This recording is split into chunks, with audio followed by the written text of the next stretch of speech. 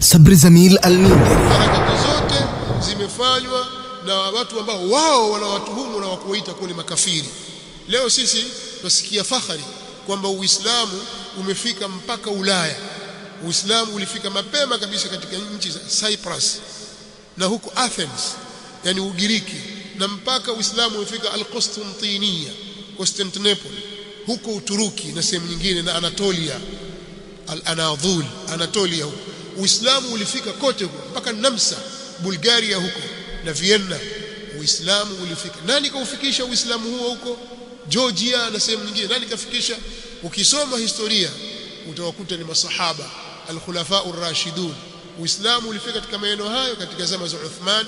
Uislamu ulifika katika maeneo hayo katika zama za Muawiya ibn Abi Sufyan. Uislamu ulifika Cyprus.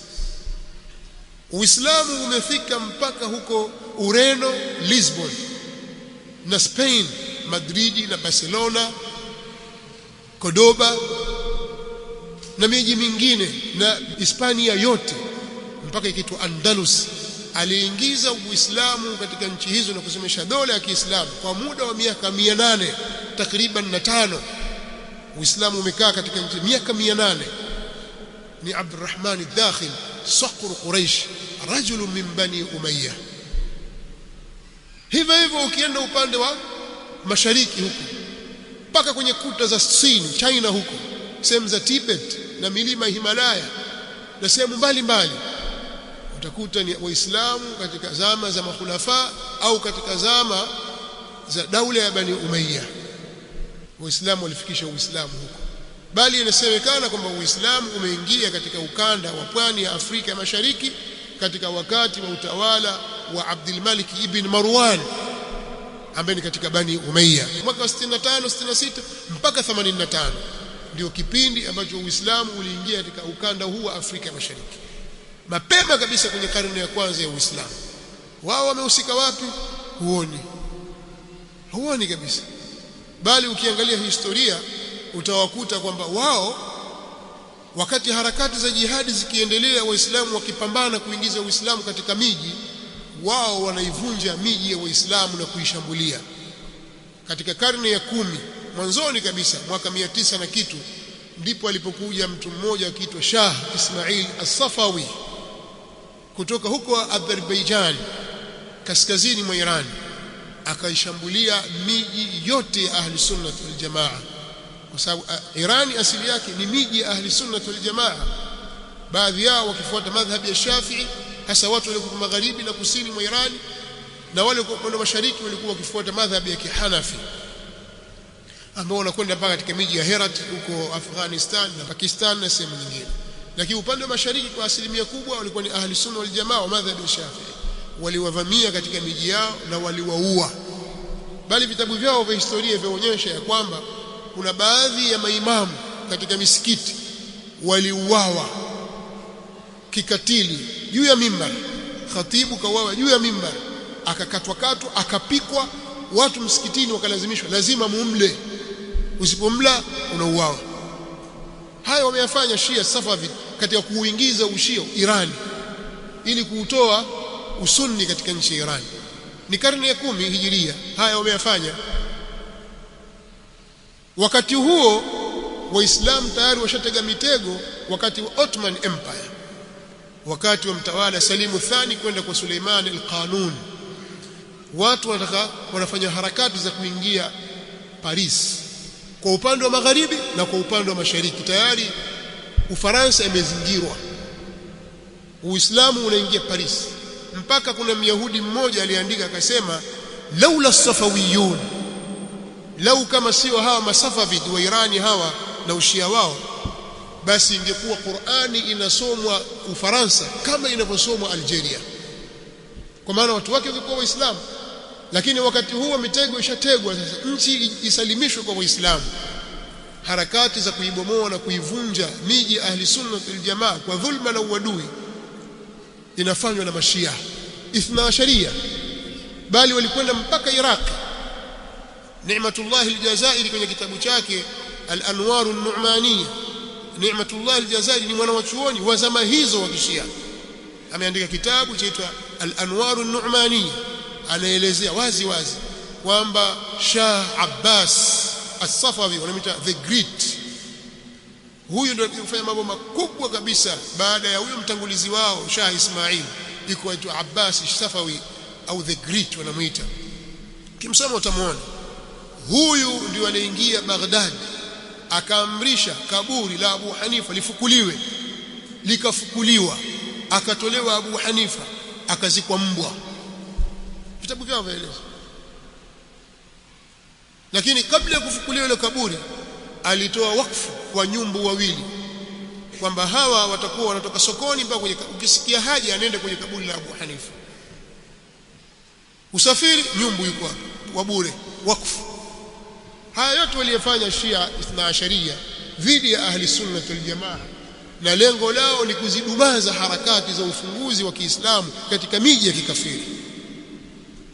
Sasa uwepo wa mtu huyu na fitna zake Abdullah bin Saba al-Yahudi ni uwepo hauna shaka, kwa sababu ya masimulizi yaliyothibiti kwa mujibu wa utafiti wa mambo ya mapokezi na riwaya, lakini matukio ni ushahidi juu ya hilo.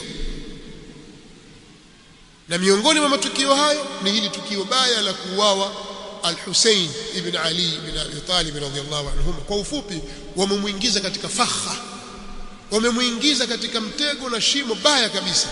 Njoo bwana, njoo, wakamshawishi barua 1012, njoo watu takriban 1018. Hiki kitabu I'lamul Wara bi'alamil Huda wenyewe wakiita kwa jina jingine Siratul Ma'sumin cha wanaoita Aminul Islam Abu al-Fadl ibn Hasan at-Tabrasi bisukuni al-ba'i, mtu wa Tabarstani. Huyu anaeleza katika kitabu chake hiki wazi kabisa kuhusu jarima na jinaya waliofanya hawa Rafidha, ambao waliandika hizo barua zilizofikia karibu 1012 na watu zaidi ya 1018 walitoa bai'a, kisha wakafanya ghadhiri na khiana dhidi ya al-Hussein.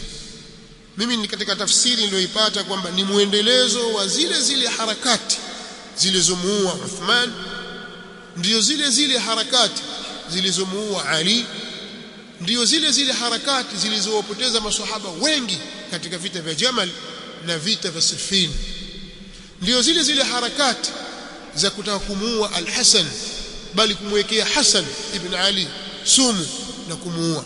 Ndio hizi harakati zilizomuua al-Hussein, na harakati hizi zikaendelea mpaka zikawa itikadi ya kuvuka mipaka kinyume na itikadi ya Uislamu. Kwa kweli mambo ni mengi ya kuyaeleza ambayo Waislamu watakiwa wayafahamu na waufahamu uhakika wa Ushia kwamba ni Uyahudi ulio nyuma ya pazia la Ahlul Bait. Wala usije ukadanganyika kwamba eti leo mshia apigana na Myahudi ukaona kwamba basi amekuwa huyu Muislamu. Muislamu wa kweli, Muislamu mwenzetu bwana apigana na Yahudi. Wapigania nini? Kiko kitu nyuma ya pazia ambacho wao wanapigania, sio kwamba autetea Uislamu au ana maslaha na Uislamu. Angekuwa na maslaha na Uislamu asinge waua Ahlus Sunna kule Syria kupitia Bashar al-Assad. Zaidi ya Ahlus Sunna milioni 1 wameuawa katika utawala wa Bashar al-Assad, na mamilioni yao katika hao wamekimbia, wamefukuzwa katika nchi yao, wako Ulaya, wengine wako nchi za Kiarabu, na wengine wakimbilia Afrika, sehemu mbalimbali, kwa kupitia Bashar al-Assad akipewa nguvu na Iran. Kama ingekuwa na uchungu na ahli sunna wal jamaa, mauaji ya Kashati la kule katika harakatu Amal, kabla ya kuundwa Hizbullah kulikuwa kuna kundi la harakatu Amal kule Jabal Amil Lebanon, wameua maelfu ya ahli sunna wal jamaa bila hatia yoyote. Kwa aibu wakabadilisha harakati zile wakaziita Hizbullah chini Hassan Nasrullah qatalahu Allah. Kama ingekuwa kweli wao wana uchungu na ahli sunna wal jamaa, basi wasingewaua ahli sunna kule Iraq kupitia al-Hashd al-Sha'bi na mamluki wao walioko Iraq. Kama kweli wao walikuwa wana uchungu na ahli sunna wal jamaa, basi wasingewatia nguvu na kuwapa silaha Ansarullah, wanajiita Ansarullah al-Houthiyun kule Yemen, wakawaua ahli sunna wal jamaa maelfu kwa maelfu kule Damaji, Kitafu na sehemu mbalimbali, bali wakaizingira al-Yemen na kuipora kwa muda wa miaka 12. Njaa tupu katika nchi ya Yemen. والآن آن أوان انقراض دولتهم ولله الحمد والمنة. lakini yote haya mpango wake ulitoka huko mbali kabisa zamani. Kwa hiyo lazima sisi tufahamu, tujue mambo yanavyoendelea, tusome, tutanabahi. Si kila habari inayoelezwa kwenye mitandao ya kijamii au habari zinazoelezwa kwenye media huko na kwenye vyombo vya habari mbalimbali kwamba hizo habari zina ukweli. Ni siasa na mambo ya kipuuzi matupu. Ijue dini yako, soma dini yako, soma historia, utajua hakika ya mambo. Kwa hiyo Al-Hussein aliuawa na Mashia, qatalahumullah. Mashia watu wabaya walimuua Al-Hussein kwa kushirikiana na nguvu ya dola na utawala wa Bani Umayya kwa wakati ule, hasa gavana wa mji wa Al-Kufa Ubaydillah ibn Ziyad qatalahullah.